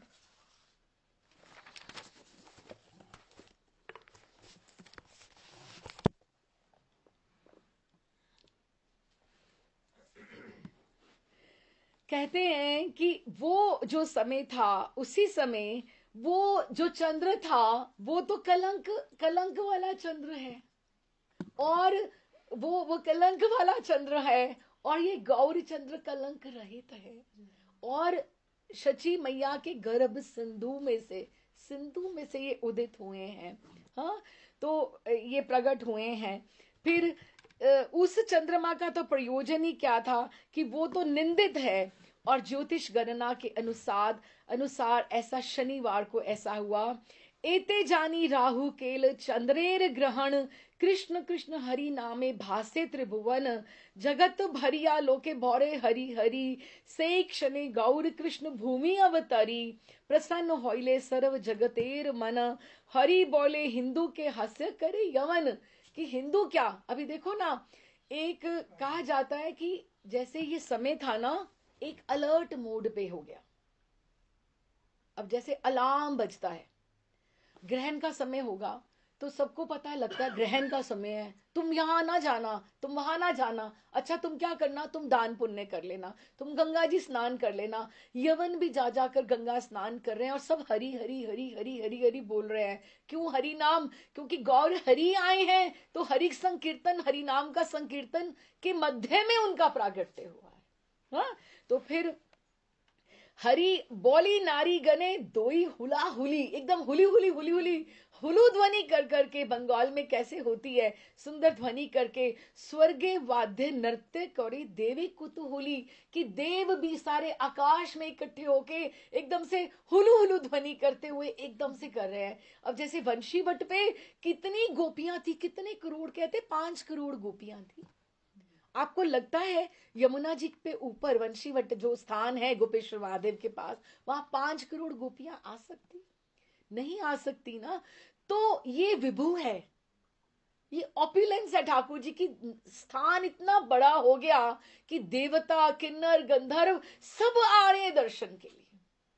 वो कितना बड़ा हो गया, समाई नहीं समिटता वहां पे। स्वर्ग वाद्य नित्य कौरी देवी कुतूहली, प्रसन्न होइले दश दिग, दशा दसों दिशाओं में वाद्य बज रहे हैं। और प्रसन्न नदी जल, नदियों में हम वृंदावन में देखते हैं जब ठाकुर जी का जन्म हुआ, कैसे यमुना जी में जल बढ़ रहा है, तरंगे आ रही हैं, तो गंगा जी को क्या प्रसन्नता नहीं हुई होगी, कितनी प्रसन्नता हुई होगी। नदियों का जल बढ़ गया, स्थावर जंगम हैले आनंद विहल, आनंद में विहल हो गए। अकलंक गौर चंद्र उदित होने पर सकलंक चंद्र का प्रयोजन ही नहीं था, ये बात जानकर राहु ने उस चंद्र को ग्रस लिया। त्रिभुवन में कृष्ण कृष्ण हरि हरि नाम की ध्वनि होने लगी। जिस समय लोगों की हरि हरि ध्वनि से भूमि आकाश गूंज रहे थे, उसी समय श्री गौर हरि रूप से श्री कृष्ण पृथ्वी पर अवतीर्ण हुए। समस्त जगत वासियों का मन प्रसन्न हो उठा। यवन लोग भी हिंदुओं पर हंसी उड़ाते, अरे तुम क्या कर रहे हो, हरी हरी बोल रहे हो, हरी हरी से क्या होता है, अच्छा बोलते रहो हरी हरी। वो भी हरी हरी की ध्वनि कर रहे हैं, चलो हंसी में ही कर रहे हैं, वो भी करने लगे। नारीगण हरी हरी बोलते हुलू हुलू ध्वनि कर रही हैं। स्वर्ग लोक में देवता प्रफुल्लित होकर दुंदुबी बजाकर नृत्य कर रहे हैं। दशो दिशाएं प्रफुल्लित उठी, नदियों का जल आनंद से उछल उठा। स्थावर जंगम के आनंद की सीमा न रही। नदियां गौर हरि पूर्ण चंद्र के समान है। नदियां रूप उदय चल पर कृपा पूर्वक उदित हुए, जिससे पाप रूपी अंधेरा एकदम से ढक गया। कोई पाप नहीं उस समय, एकदम निश्चल सब कुछ एकदम। त्रिभुवन वासी आनंदित होकर हरि ध्वनि करने लगे, ब्रह्मांड गूंजने लगा। उसी समय अद्वैताचार्य अपने घर में उठ खड़े हुए। वहां भी तो इफेक्ट आएगा ना, है ना, एक्शन एंड रिएक्शन। वो जो पल पल की खबर रख रहे थे, अभी क्या हो रहा है, ये मेरे तुलसी पत्र उधर क्यों जा रहे हैं, कोई छोटा समय है ना। वो अपने घर में उठ खड़े हुए और हरिदास को साथ लेकर आनंदित मन होकर प्रेम पूर्वक हुंकार करते हुए संकीर्तन करने लगे। कहा? अपने घर में। हाँ, और नृत्य करने लगे। एकदम से उनको आभास हुआ कि कुछ अच्छा हुआ है, कुछ अच्छा हुआ है। अब पल पल तो वहां जाकर नहीं बैठ सकते थे ना, और एकदम से उनको कहां से संदेश भी क्या आ जाए कि क्या हुआ है, इस तरह से। तो वहीं पर नृत्य करने लगे। उनको टेलीपैथी है, कनेक्शन है उनका। हाँ, तो आनंदित मन होकर प्रेम पूर्वक हुंकार करते हुए संकीर्तन कर नृत्य करने लगे। ये कोई भी नहीं जानता अद्वैत ऐसे बूढ़े दाढ़ी और ऐसे कमर में हाथ रख रख के ऐसे क्यों नृत्य कर रहे हैं, इतना प्रसन्न। देखी उपराग हासी शीघ्र गंगा तटे हसी, आनंदे कोरिया गंगा स्नान। कहते मैं अभी चंद्र ग्रहण है ना, मैं जाता हूँ, मैं गंगा जी स्नान करके जाता हूँ, बाहर की खबर लेता हूँ कि यहाँ क्या हो रहा है। अब किसी तो बहाने से बाहर जाएंगे ना। तो फिर पाया उपराग छले अपनार मनोबले, कि अपने मन के भाव को छिपा छिपा कर ब्राह्मणे रे दिल नाना दान, फिर भी अपनी पोटली में कितना कुछ बांध के लेके गए, ये मैं दान कर दूंगा, सबको ये बांट दूंगा, आज गौर हरि आए हैं। जगत आनंदमय देखी मन सब समय, ठारे ठारे कोई हरिदास कि क्या हो रहा है द्वैताचार्य को, तुम्हारे इछने रंग कि इतने बूढ़े होके क्या कर रहे हैं, इछने रंग मोर मन प्रसन्न कि तुम्हें देख के तो मुझे भी प्रसन्नता हो रही है, देखी कुछ कार्य अच्छे वासे कि लगता है कि कुछ हुआ है, लेकिन अब कैसे भूले क्या हुआ है जब तक उनको कुछ खुद पता नहीं लगे। श्री अद्वैत चंद्र ग्रहण आरंभ देखते ही शीघ्र गंगा तट पर चले आए और एवं आनंद पूर्वक गंगा में पहले स्नान किया। ग्रहण का बहाना पाकर श्री अद्वैत ने आनंद से ब्राह्मणों को बहुत दान दिया। समस्त जगत एक अपूर्व आनंद में मग्न था। इसे देखकर हरिदास मन में आश्चर्य मानने लगे एवं इशारे से अद्वैत के प्रति कहने लगे, हाँ, आज समस्त जगत एक अपूर्व आनंद में मग्न हो रहा है और हे अद्वैत, आप में आज एक अलौकिक आनंद है। हाँ, ऐसा क्यों? मेरे मन में भी आनंद फूला नहीं मैं समा रहा हूं, मैं समझता हूं कोई ना कोई रहस्य है, अर्थात तुम्हारी आराधना से कहीं श्री कृष्ण तो नहीं आ गए हैं क्या, वो उनसे पूछ रहे हैं और ऐसा प्रतीत होता है। और क्या कहते हैं, आचार्य रतन श्रीवास हेले मौने सुख औलास, याई स्नान केले गंगा जले, कि इस तरह से गा गा कर कह रहे हैं। और श्री चंद्रशेखर आचार्य और श्रीवास के मन में भी आनंद का अपूर्व उल्लास हुआ। भाई ये कौन कौन है? ये पार्षद हैं ठाकुर के आने से कितने कितने बरस पहले इनका जन्म हुआ है, तो इनको प्रसन्नता क्यों नहीं होगी? हमें यहाँ बैठे इतनी प्रसन्नता हो रही है तो उनको क्यों नहीं होगी, जो उन्हीं के लिए उन्हीं के साथ लीला में सहयोगी बनने के लिए आए हैं। तो उनका अच्छा, चंद्रशेखर आचार्य कौन है? उनको ठाकुर जी गौर हरि क्या बुलाया करते थे? आओ निशापति। ये चंदा मामा है, चंद्र भगवान ने अवतार लिया है चंद्रशेखर आचार्य के रूप में। चंद्रशेखर आचार्य की उनको मौसा जी भी कहा जाता है, हाँ? और मामा भी कहा जाता है उनको। चंद्रशेखर आचार्य की अगर आपको समाधि देखनी हो तो वृंदावन में अगर सनातन गोस्वामी की समाधि की आप जब परिक्रमा लगाइए तो दूसरी तीसरी समाधि चंद्रशेखर आचार्य जी की है। समाधि वैसे नहीं रहती, लेकिन क्या है, उनकी कोई जैसे भजन की माला या उनका कोई वस्त्र, इस तरह से समाधि शरीर तो उन्होंने वहीं छोड़ा होगा। तो ये चंद्रशेखर और श्रीवास तो नारदेव जी हैं और पंचतत्व में है। श्रीवास के मन में भी एकदम से आनंद हुआ। उन्होंने जाकर, वो भी गंगा स्नान, क्योंकि स्त्रियां वहां व्यस्त है, अब पुरुष क्या करें, उनको कुछ पता नहीं लग रहा, वो गंगा स्नान गए। वहां पे उन्होंने भी हरिनाम संकीर्तन किया, खूब किया, अनेक प्रकार का दान दिया। और केवल नवद्वीप में ही नहीं, जहां जहां जिस जिस देश में जितने भक्त समूह थे वे आनंद से विहल होकर नृत्य संकीर्तन करने लगे।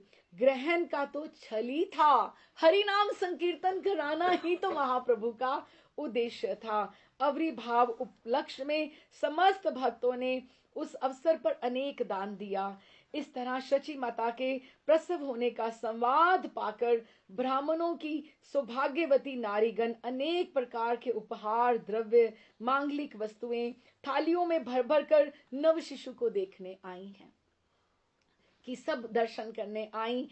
वह नवीन बालक है कैसा, 13 मास के बाद उसके अंग प्रत्यंग कितने कितने, आप सोचो 13 मास का बालक, अभी 9 मास का हो तो थोड़ा छोटा हो, लेकिन आगे और हो जाए तो 4 मास का जैसे बालक बड़ा लगे। तो बिल्कुल स्वर्ण की बांति उसका पीला वर्ण है, गौरांग है। ऐसे बालक को देखकर सब अति सुखित होती हैं, शुभ आशीर्वाद देती हैं। देवलोक से सवित्री, गौरी, सरस्वती, शची, लक्ष्मी, अरुंधति आदि सब देव नारियां ब्राह्मण नारियों के वेश में वहां आई, सब लेके उपहार आई, मांगलिक द्रव्यों की थालियां भर भर कर लेकर आई। सब लिखा है उन्होंने, अंतरिक्षे देवगणे गंधर्व सिद्ध चारणे, स्तुति नृत्य करे वाद्य गीत, कि उन्होंने सब वहां से आई। आकाश में देवता, गंधर्व, सिद्ध चारण स्तुति अथवा नृत्य करते हुए गाने बजाने लगे। नवदीप में जितने गाने बजाने नृत्य करने वाले भाट और नट थे, समस्त आनंद पूर्वक शची माता के आंगन में आकर नृत्य करने लगे। स्वयं किसी ने किसी को नहीं बुलाया, सब बाहर आकर नृत्य कर रहे हैं। कोई आ रहा है, कोई जा रहा है, कोई नाचता है, कोई गा रहा है। आनंद कोलाहल इतना है कि किसी को किसी की कोई आवाज ही नहीं सुनाई दे रही है। समस्त त्रिभुवन के दुख लगता है एकदम से नाश हो गया है। पूरा आनंद, ब्रह्मांड में पूरा आनंद छा गया है। और मिश्र जगन्नाथ जी के आनंद की तो बात ही क्या है, पिता है वो, आनंद से वो विहल हो रहे हैं। और श्री चंद्रशेखर आचार्य एवं श्रीवास जगन्नाथ मिश्र के पास आए। उन्होंने सावधान किया कि आप सुध लो, आपके पुत्र हुआ है, पुत्र रत्न की प्राप्ति हुई है। जगन्नाथ ने धर्म की विधि के अनुसार जात कर्म किए। तत्पश्चात उन्होंने अनेक दान दिए। पुत्र जन्म उत्सव पर जितना द्रव्य उपहार उन्होंने दिया, उन्होंने इतने द्रव्य बांटे, जैसे जैसे बोलते हैं कि मिश्र के आनंद भयो जय निमाई लाल की, जैसे हम बोलते हैं ना हाथी घोड़ा पाल की, नंद के आनंद भयो, यहाँ कहते हैं मिश्र के आनंद भयो जय निमाई लाल की, जय निमाई लाल की। इस तरह से उन्होंने गान किया और जगन्नाथ मिश्र के पास आए उन्होंने। और द्रव्य उपहार में जो उनको, वो भीतर जाते हैं जगन्नाथ जी घर में, उनको जो लगता है कि ये मैं बांट दूं, ये मैं प्रसन्नता से बांट दूं, वो उठा उठा कर सबको बांटते जा रहे हैं। समस्त धन जगन्नाथ ने ब्राह्मणों को दान दे दिया। नर्तक, गायक, भाट, दरिद्र आदि सबके धन को देकर मिश्र ने सबका सम्मान किया। श्रीवास की गृहिणी, श्रीवास जो पंडित हैं, उनकी मालिनी, उनकी पत्नी का नाम मालिनी मौसी कहा जाता है उनको। मालिनी देवी जो हैं श्री चंद्रशेखर आचार्य की गृहिणी हैं। साथ साथ सिंदूर, हरिद्रा, तेल, भुने हुए गेहूं, केला, नारियल लेकर उत्सव में आने वाली सब नारी गणों का आनंद से वो पूजन कर रही हैं, क्योंकि वो बड़ी हैं, शची मैया की तरफ से वो पूजन कर रही हैं। तो अद्वैताचार्य की गृहिणी आई। अब अद्वैताचार्य तो नहीं आ सकते, उनकी गृहिणी आई। कौन? सीता माता ठकुरानी। सीता माता ठकुरानी आई हैं, क्योंकि अद्वैताचार्य का एक नाम और है सीतानाथ। वो आई तो उन्होंने आज्ञा पाकर, उपहार देकर बालक शिरोमणि श्री गौड़ को देखने के लिए वो शची माता के गृह में आई हैं। और क्या करती हैं? वो सबसे बड़ी हैं, क्योंकि जैसे अद्वैताचार्य सबसे बड़े हैं, हाँ, तो ऐसे ही वो सबसे बड़ी हैं। कौड़ी एवं बकुल के बीजों के सोने के तार में पिरोई ही माला, नजर न लग जाए। कौड़ी, कौड़ी बोलते ना, छोटी छोटी कौड़ियां होती हैं, नजर मतलब जो उसके लिए नजर नहीं लगे। पिरोई हुई माला, चांदी के रुपये, पायजेब, सोने के बाजूबंद तथा कंगन, दोनों भुजाओं में धारण करने के लिए ज्योतिर्मय शंख, चांदी का बांकमल, सोने की मुद्रा, अनेक हार, सोने में जड़ा हुआ सिंह का नख, कमर में बांधने की रेशमी डोरी, हाथ पांव के और भी जितने आभूषण हैं, विचित्र रंग की रेशमी साड़ियां। ये कौन लिख रहा है? कृष्णदास कविराज लिख रहे हैं। ये कुछ ऐसा नहीं बोल रही मैं। दूर्वा धान्य गौराचरण, हरिद्रा कुमकुम चंदन, मंगल द्रव्य पात्रे ते भरिया, वस्त्र गुप्ता दोला चढ़ी, संगे लया दासा चेड़ी, वस्त्र अलंकार पेटारी भरिया, पेटियां भर भर के लेकर आ रही हैं। हाँ, भक्ष्य भोजे उपहार संगे, ले ले बहुबार, शची ग्रह हेला उपनीत। इस तरह से सब भर भर के लेकर वो आई।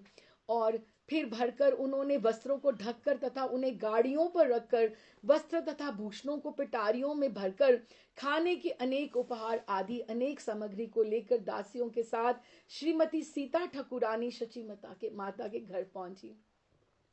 और जब बालक की छवि देखी उन्होंने, हाँ, अभी तो अद्वैताचार्य जी ने दर्शन नहीं किए, तो वह साक्षात गोकुल का कन्हैया, ये यशोदा दुलारा ही था। हाँ, बस केवल रंग में ही भेद था, रंग में ही भेद था। ये तो बहुत सुंदर है, वो तो श्याम वर्ण के थे और ये इतने गोरे, स्वर सर्व अंग सुनिर्माण, सुवर्ण प्रतिभा बाण, सभी अंग सुलक्षण में, कांति कितनी उनमें तेज आ रहा है था। हाँ, फिर सीता ठकुरानी ने दूर एवं चावल बालक के सिर पर आशीर्वाद दिया और बहुत नजर उतारी, उनकी बड़ी है वो। और कहा दोनों भाई की जोड़ी बनी रहे, विश्व रूप और इनकी चिरंजीव रहो। डाकिनी शाकिनी कोई नहीं आना चाहिए। शची मैया को बोला डाकिनी शाकिनी आदि उपदेवताओं के द्वारा बालक का कुछ अमंगल ना हो, इसीलिए बस मैं तुम्हारे आंगन में ये नीम का पेड़ है ना, मैं इसको निमाई नाम देके जा रही हूं। नीम जैसा कड़वा हो, ये जैसे एक नजर उतार दी। निमाई नाम सीता माता ठाकुरानी ने पहले उनको दिया। बोलो निमाई करुणानिधि की जय। नाम रखा और शंका के समाधान के लिए श्री माता सीता ठाकुरानी ने नवजात बालक का नाम निमाई रख दिया। बालक का निमाई रखने से नाम अपदेवता के अमंगल का कुछ भय नहीं रहेगा, कि यमराज को भी ये लगेगा कि निमाई नाम है, बहुत कड़वा कड़वा है, इसके पास ही नहीं जाना है। उस समय जन साधारण का ऐसा ही विश्वास था कि कड़वा कड़वा कुछ नाम दे दो इसको। और फिर जिस दिन शची देवी ने पुत्र सहित स्नान, अच्छा कुछ ऐसा भी वर्णन आता है कि नहीं लेते हैं ठाकुर, दुग्ध पान नहीं करते हैं, ऐसा भी बीच में वर्णन आता है। मैं बहुत सारे ग्रंथों में से धीरे धीरे कुछ ना कुछ बटोर के हम जहां जहां से कुछ ग्रैब कर पाए, है ना। तो उन्होंने क्या कहा कि मातृ दुग्ध पान नहीं करते थे ठाकुर। तो सीता माता ठाकुरानी ने उनको घर जाके बोला अद्वैताचार्य को कि बालक तो बहुत सुंदर है। उन्होंने पूछा उनसे, तो उन्होंने कहा कि वो चलो मैं जाकर देखता हूं। तो फिर उनको समाधान उन्होंने किया कि शची माँ दीक्षित नहीं है, शची माँ दीक्षित नहीं है। और देखो सूतक पातक हो और दीक्षा हो, तो सूतिका में ही, सूतिका कक्ष में ही उन्होंने कान में हरि नाम उनको दिया अद्वैताचार्य ने, और फिर उन्होंने दुग्ध पान किया। ऐसा भी उल्लेख आता है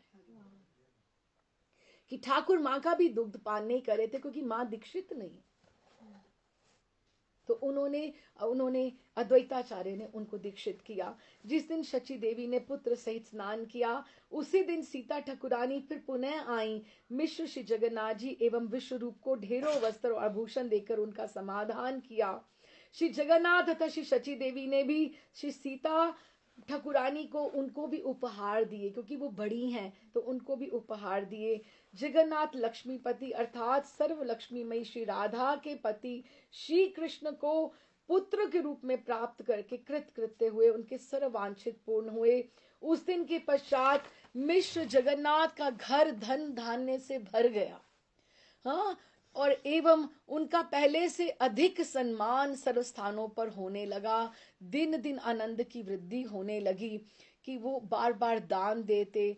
और नीलांबर चक्रवर्ती के ने बालक के लग्नों की गणना की और आनंदित होकर कहने लगे कि क्योंकि उनके उनके हैं ग्रैंडसन हैं उनके, नीलांबर चक्रवर्ती नाना हैं उनके ठाकुर के। तो उन्होंने जगन्नाथ जी को अकेले में कहा कि ये बालक कोई महाराजा होगा, क्योंकि इनके अंग प्रत्यंग में इस तरह से महापुरुषों के लक्षण दिखते हैं। ये बालक संसार का उद्धार करने वाला होगा। जहां तक वो गणना कर पाए वो वहां से कर पा रहे हैं। और फिर बस थोड़ा सा हम पढ़ के, समय भी हो गया है तो हम विश्राम करते हैं कि ठाकुर जी का फिर आगे नाम कैसे रखा जाता है, नीलांबर चक्रवर्ती किस तरह से नाम रखते हैं। और बस बहुत प्रसन्न, जो कोई आता इतनी रूप माधुरी ठाकुर की, कोई कहता ऐसा रूप हमने कभी नहीं देखा ना सुना, कोई कहता ये नर नहीं नारायण है जो शची सुत के रूप में प्रकट हुए हैं। जो भी उनके रूप का दर्शन करता उनके रूप सागर में ही डूब कर रह जाता, चेष्टा करने पर भी बार बार उस रूप के सागर से निकल ही नहीं पाता। मिश्र पुरंदर के आनंद की सीमा नहीं थी। और वे सूतिका ग्रह के द्वार पर जैसे ज्योतिर्मय पत्नी की गोदी में ज्योतिर्मय नवजात शिशु का दर्शन करते हुए प्रेमानंद में वो मग्न हो जाते थे कि उतनी ही माँ ज्योतिर्मय लगती थी और उतना ही ज्योतिर्मय उनकी गोद लगती थी जिनमें गौर हरि वहां बैठे थे। इसी समय वो नीलांबर चक्रवर्ती सब गणना कर रहे हैं और हम उनको अपने जमाता को और अपनी पुत्री को इस तरह से देखकर वो भी प्रसन्न हैं। और उन्होंने बहुत सुंदर उन्होंने जो लक्षण सब बताए, कैसे उनका नामकरण हुआ, उसके बारे में फिर हम अगली बार पढ़ेंगे। एक हम ठाकुर जी की बधाई गा लेते हैं, तो उसके साथ ही हम फिर विश्राम करते हैं। मृदंग आप ले लो। बधाई नीकी बाजत आज, बधाई नीकी बाजत आज। फागुन शुक्ल पूर्णिमा तिथि को, फागुन शुक्ल पूर्णिमा तिथि को, प्रगटे प्रभु सुख साज। हाँ, प्रगटे प्रभु सुख साज, बधाई नीकी बाजत आज, बधाई नीकी बाजत आज। संध्या समय सुहावन सुंदर, संध्या समय सुहावन सुंदर, बजत साज और बाज, बधाई नीकी बाजत आज, बधाई नीकी बाजत आज, बधाई नीकी बाजत आज। जन्मे श्री चैतन्य महाप्रभु, जन्मे श्री चैतन्य महाप्रभु, संतन के सरताज, बधाई नीकी बाजत आज, बधाई नीकी बाजत आज। आए रसिक सिमट सब पुर के, आए रसिक सिमट सब पुर के, हिल मिल कियो समाज, बधाई नीकी बाजत आज, बधाई नीकी बाजत आज। नाचत प्रेम मुदित जय जय कोई, नाचत प्रेम मुदित जय जय कही, मेटल होक कुल लाज, बधाई नीकी बाजत आज, बधाई नीकी बाजत आज। केशर चंदन छिरक परस्पर, केशर चंदन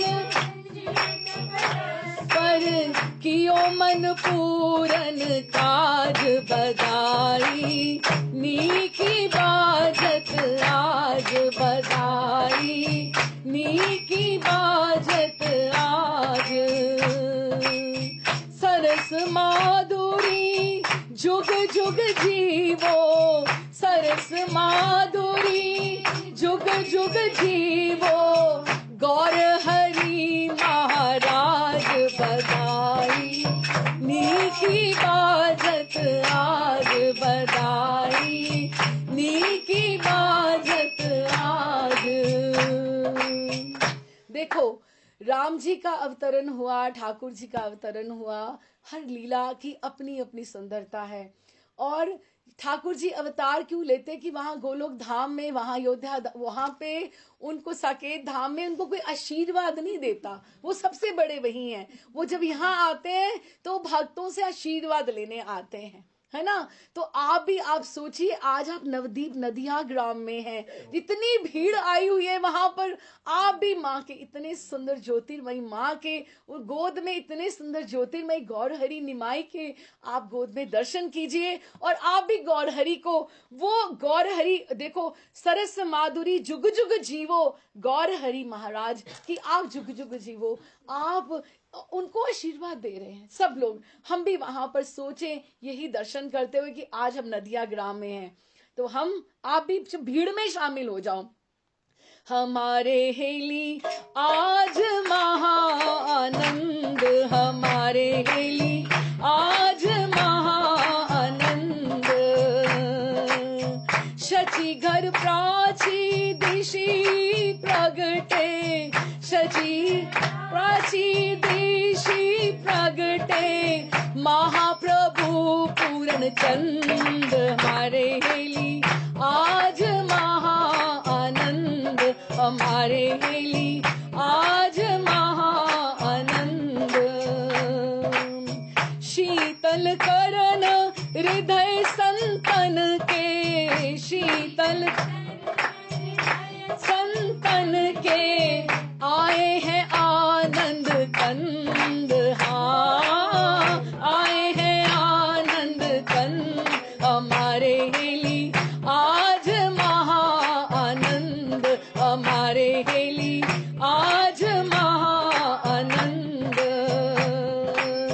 हरि हरि बोल नाम ध्वनि दश दिशि, हरि हरि बोल नाम दश दिशि, निरते अति स्वच्छंद, हाँ निरते अति स्वच्छंद, हमारे हेली आज महाआनंद, हमारे हेली आज कली के कुटिल जीव निस्तारे, कली के कुटिल जीव निस्तारे, मेटे भव दुख द्वंद, हमारे हेली आज महाआनंद, हमारे हेली आज महाआनंद। क्या बोले? कली के कुटिल जीवों के निस्तार के लिए, उनके भव सागर के दुखों को निवारण, उनके दुख द्वंद को मिटाने के लिए गौर हरि आज प्रगटे हैं। जिस दिन एक नगाड़ा बज गया, एक उद्घोष हो गया कि आपके सारे पाप ताप सब संकट मिट जाएंगे, तो हमें भी तो प्रसन्न होना चाहिए ना उस दिन पे। फिर विमुख वृंद हरि सन्मुख करी है, विमुख वृंद हरि सन्मुख करी है, काटे करम कुफंद, हमारे हेली आज महाआनंद, हमारे हेली आज महाआनंद। क्या विमुख वृंद कि जो ठाकुर से विमुख होकर, जो हरि के से जो विमुख होके चल रहे थे, पीठ देके चल रहे थे, ठाकुर जी ने उनका मुख मोड़ के इधर कर लिया अपनी तरफ कि मुझे देखो, और काटे करम कुफंद, उनके सब कर्मों को काट दिया। ऐसे आनंद को, महासागर को प्रकट करने वाले गौर हरि को हम कोटिश कोटिश नमन करते। बोल निमाई करुणा दाता की जय। बाकी के जो नाम धीरे धीरे उनके पढ़ेंगे, जैसे जैसे करेंगे नाम उच्चारण, कोई कोई नाम उनको देता है, कोई कोई नाम देता है, फिर हम एक एक नाम का हम फिर जयकार करेंगे। आज तो निमाई नाम ही हमें अच्छा लग रहा है। चलिए जी, आप सबको बधाई हो। राधे श्याम जी।